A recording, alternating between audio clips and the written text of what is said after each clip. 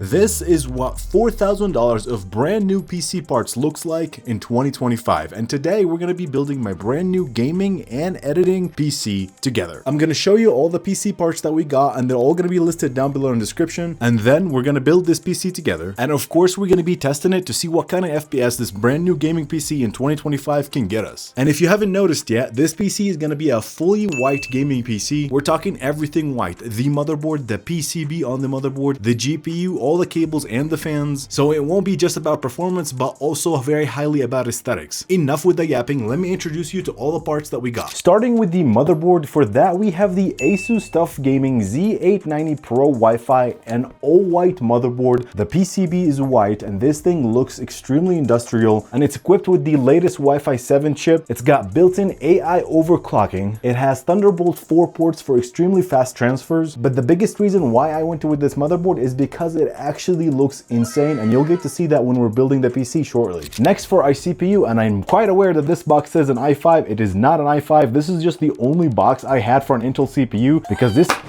I just dropped the CPU. Hopefully it still works. We'll have to find out when we build the PC. But the CPU that we're going to be using is the Intel Core Ultra 285K, and it's a 16-core CPU. And this bad boy, I mean, it's the top of the line when it comes to Intel CPUs. And yes, I already see the comments. Why did you not use a 9950X 3D? Well, it's really expensive, first of all, and I had this one on hand. And other than that, honestly, I have had zero problems with all Intel CPUs when it comes to gaming, and especially when it comes to editing videos. These CPUs have been very, very solid for me. So personally, I don't have a reason why to switch to AMD. I will be building another PC that will have an AMD CPU very soon, so stay tuned for that. But for now, we're going to be using the Intel 285K, as long as it still works. For the GPU, I splurged out, and I'm going to be reusing my GPU from my previous PC, and this is the RTX 5080 Gigabit Aero SSF edition, which is the small factor edition, so it's a little bit smaller, and I actually already have it mounted on a vertical GPU mount that I've been using. So I'm just moving that GPU as is from the old PC to this PC that we're building. And honestly, I think that GPU is one of the best white looking GPUs we've ever had, because it's minimal, it's sleeked, and it's quiet. Now for the rest of the PC parts, Corsair went a little bit crazy, and they actually sent out everything else that we need to build this PC. So massive thank you to Corsair for sending all these parts to be a part of this video. For the power supply, we got the RM1000x SHIFT series, and I've been dying to try these power supplies because all the power cables are on the side of the power supply, not in the front where they're hard to reach when you have a built-in, but everything is super easy to plug in, and you'll see that when we're actually setting this thing into the PC. But this bad boy's got 1000 watts and it's Gold Plus rated, so when it comes to power, we're good to go. For our RAM, we have the Corsair Dominator, and we have 64 gigs of DDR5 running at 6000 millitransfers per second, and we actually have two of them that are actual RAM sticks. And the reason why it's like this, it's because there's a ton of issues happening with running DDR5 RAM sticks, 4 of them. So the solution is have 2 of them be actual RAM sticks and 2 of them just a dummy sticks to basically give you more better aesthetic. So that is for our RAM. To cool our 16-core CPU, we have the iCUE Link Titan 360 RX LCD AIO, and this thing has a built-in screen that looks amazing, and it has RGB all around it. And yes, it is part of the iCUE Link system, which is a big reason why I went with the Corsair, because now we have all of these fans that we're going to be adding to the build, and everything is daisy chainable and is going to be connected to one controller, so our cable management is going to be a dream, which we'll talk about later when we're building the PC. But for our fans, we have the LX120 RGB fans. We have 7 of them with the normal layout and 1 of them with the reverse layout, so we have all the fans looking their best, looking at us. And for an SSD, Corsair sent the MP700 Elite 1TB M.2 PCIe 5.0 NVMe SSD, and this thing is blazing fast because it has read speeds of 10,000 megabits per second and write speed of 8400 megabits per second, so it's blazing fast. And we're also going to be adding 5 more terabytes of M.2 SSD. These are my old ones from my old PC to move all of my files over to this new motherboard. And for a little bit more RGB, we're going to be adding the LIAN LI strimmer cables, 1 for the GPU and 1 for the motherboard. And to go with that, Corsair sent their LS430 RGB strips. These were going to be going around the PC to give it more lighting. And finally, for our case, we're going to be going with the Corsair 4000D frame. This is their new 4000D edition, and this case is super sleek. It comes with 3 pre-included ARGB fans. We're actually going to be changing into the other fans, but this thing has got tons of holes everywhere, and it's super easy to build with. And the best important part, it's actually like really light for how big it is. Now with that said, let's get started and build this gaming PC.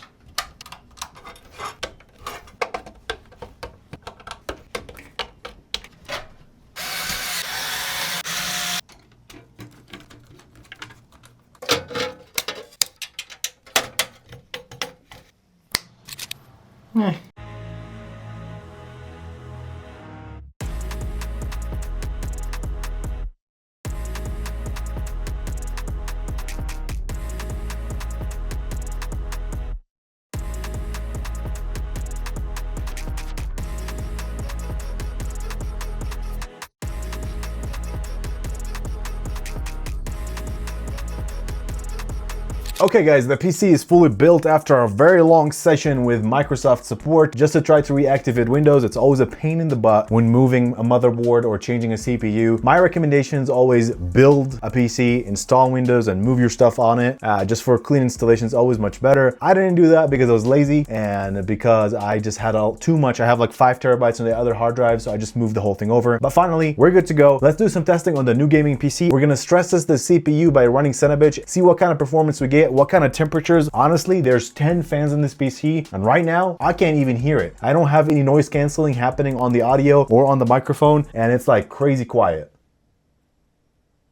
So let's start by running Cinebench, see what kind of score we get and what kind of temperatures we get as well. It is getting a little bit louder. All right, Cinebench 2024 is running right now. The CPU temperatures are staying around 70. I've seen 74 degrees. That is actually like really good. This is a 16 core CPU and the temperatures are staying pretty good, which means the airflow is really good through the case. The loudness level is actually not that bad. It just give you guys a little taste. Highest temperature still seeing is 70 degrees and 75 degrees, which is not bad at all. We'll let Cinebench finish its run and see what kind of score we get. All right, our Cinebench 2024 test just finished with a score of 2196, which is what we expect this CPU to give us score-wise, running at 6000 mega transfers per second, the XMP profile 2. I'm not going to be overclocking the CPU and the RAM too much here, but you can get higher scores obviously. But the good thing is we saw what we wanted to see, good score with really good temperature. So now we can do some gaming. All right, now let's do some testing on some games. I brought the PC back to my main desk and it's plugged into my 45-inch OLED monitor, which I use for gaming mainly. Okay, first game we're gonna be testing is Red Dead Redemption 2. We have the settings at ultra settings. We have FXAA enabled, MSAA at the highest settings. We are getting 50 some frames. So we're barely hitting 60 frames. The GPU temperature is at 70 degrees, which is really good. The CPU is at 71 degrees. So both temperatures of GPU and CPU are good, but the game looks unbelievable, like unbelievably good. I can't explain how good this thing looks. Yeah, so we're hovering around 50, 60 degrees, and that's on the highest settings possible on this game. Oh, I almost jumped off the cliff. But yeah, the GPU usage is 97%, so we're using this thing to the max. But it looks just stunning. Stunning, man. Look at this. Wow, that's awesome. Okay, next we have Fortnite. We have the settings at all the way high and epic. We have DLSS turned off. We're at TAA. We're playing native at this resolution, and we are hitting 150 FPS. Game is buttery smooth, and it looks really, really good. Man, Fortnite still looks good after 20 some years of being released. I'm just kidding. It's like 5 years. But all right, in the bus, we are hitting 140 FPS with no upscaling at all. This is native resolution as is. I'm sure like if we turn on upscaling, we hop over 250 easy with still everything turned on to high, but still 140 FPS is Gucci, and it looks really, really, really good. Let's see if we can get some kills in here. Okay, we are hovering around 120, 140 FPS on the ground. Oh, wait, there's the guy right here next to me. Where's he doing? Get out of here, bro.